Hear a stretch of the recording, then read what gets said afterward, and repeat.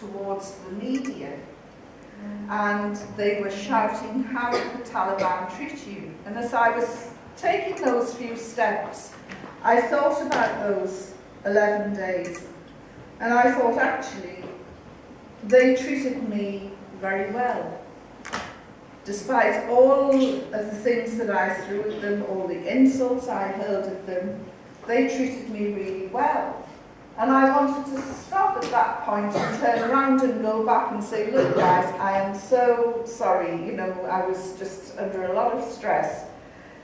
But I felt if I stopped and turned round and walked back towards them, they would probably shoot me then, because I don't know who was happiest to see me go across the border, them or me.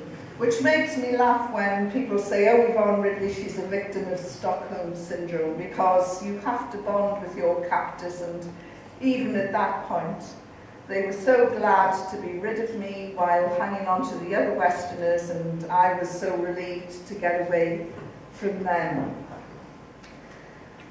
When I told people that I had been treated with respect and courtesy, this is not what the journalists wanted to hear. They wanted to hear about the burns, about rape, about brutality, about torture, and I couldn't give them any instances of bad behaviour, and I certainly at that point didn't want to tell them about mine.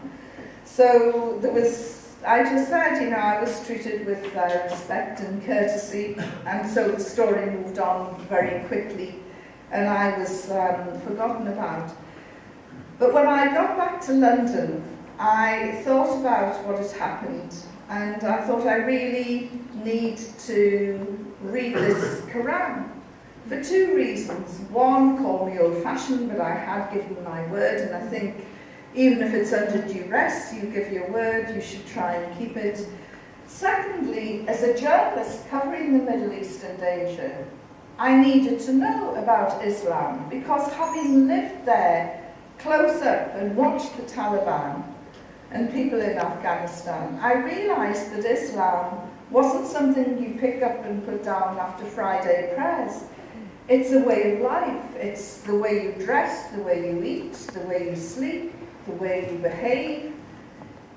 It's a life system. And so I thought, how can I report with any accuracy on the Middle East or Asian or Muslim world when I know so little about this faith? So I started to read the Quran, and I was given an English translation by Yusuf Ali, and it had an index in the back, so I thought I'll start cherry picking first. I'm going to find those chapters on how to beat your wife, how to subjugate your women, how to stop your daughters from being educated, and all about forced marriages. And of course there was nothing in there about that, which rather surprised me, since I'd read about it quite a lot in the Sunday Express. The truth is, what I read, far from being a religion of violence, it was a religion of peace, which elevated the status of women. And if I had walked into this room 12, 14 years ago, I would have looked at this side of the room and seen all the girls with hijabs and scarves and niqabs, and thought, well, look at these oppressed women, how on earth did they sneak out of the house, unchain themselves from the kitchen sink and get out here. Now I look at this side of the room and I see the heartbeat of the community. I see amazing, multi-skilled, multi-talented women, doctors, engineers of the future, great academics, the future generation who is going to look after Islam, great politicians. I also see a group of ambitious, educated women who also are very determined to be mothers. And the status of the mother in Islam is something that is amazing. And this is something, you know, I was a feminist from the 70s and have always fought for women's women's rights, but we were pretty one-dimensional in those days, and I think that because we were so one-dimensional, we inadvertently cut out our sisters from the Muslim world and made it very difficult for them to practice that style of Western feminism and continue as to practice their Islam. I mean, I'm just thinking of the bra burning. Why we ever, I didn't personally, but why feminists in the 70s burnt their bras, I'm not quite sure, because the only people who seemed to really enjoy the spectacle were the men. So, but one of the things that I've noticed is it doesn't matter how ambitious a Muslim woman is, she never forgets that she wants to be a mother. And many women in the West forget about that and leave it sometimes too late and end up childless. But about 4 or 5 years ago, I went to one of these Friends Reunited and I saw my schoolmates from 20 odd years. It's never a good idea because none of us look that great sort of all these years on. And I saw 2 of my friends, we were always very close, and I said, you know, what are you doing now? And one, her shoulders went down and she said, oh, I'm just a housewife, I've got 2 kids, and the other one went, me too, and I said, well, this is fantastic. But it was as though there is no, you know, they'd lost their self-esteem, there is no great thing about being a mother. And yet you say to a Muslim woman, like the woman in Afghanistan, you know, I can have 15 children and I will have more. You see a Muslim woman, alhamdulillah, being blessed with 2, 3, 4, 5, whatever children, and they're so proud and so happy. And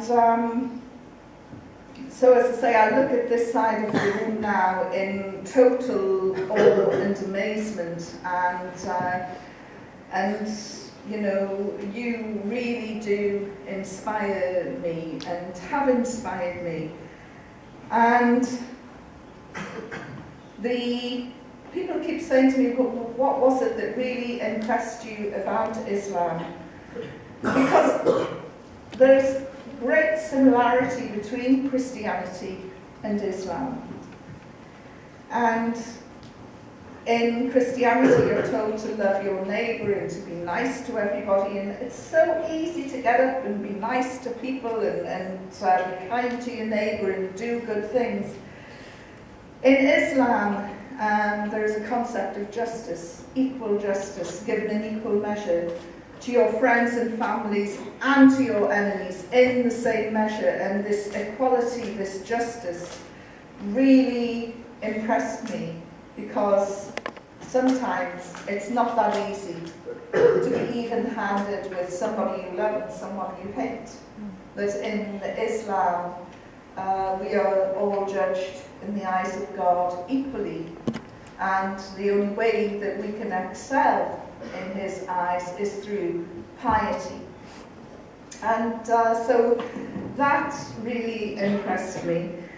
I went back and read the Bible again, and it's a beautiful book. It's a wonderful compendium of stories written by men of God. I then went back and reread the Holy Quran and was impressed to learn that it hasn't changed. There is only one version of the Quran. Many translations, but one version of the Quran. And that is because, as Muslims, we regard it as the Word of God. And so, in 2003, 10 years ago, I ended up embracing Islam and joining what I consider to be the greatest family in the world. Very much maligned, very much misunderstood.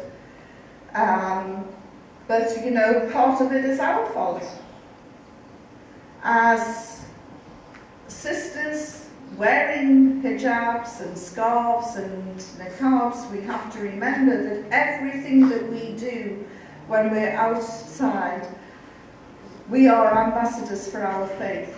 The moment we step outside our front doors, we are propelled into the front lines, short sword fighting for Islam. So our behaviour should reflect that. The brothers can get away with it, you know, I mean, they could be relay drinkers, train spotters, and all sorts with their beards. But there's much more pressure put on the sisters, I would submit.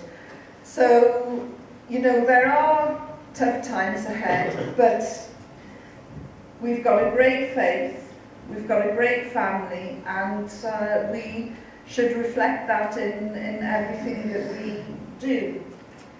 To the non-Muslims in here tonight, thank you very much for coming. I hope you've enjoyed the story. I hope you feel inspired and want to learn a little bit more about Islam. And there's some excellent leaflets and books for you to pick up on.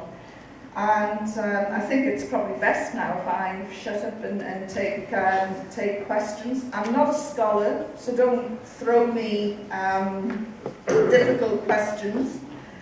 If I can answer, I will answer, but I won't try and second guess, because then that will just give the wrong impression, although I'm sure that there's some learned people in here tonight if I do struggle with questions. But please feel free to ask away, and thank you for being so attentive.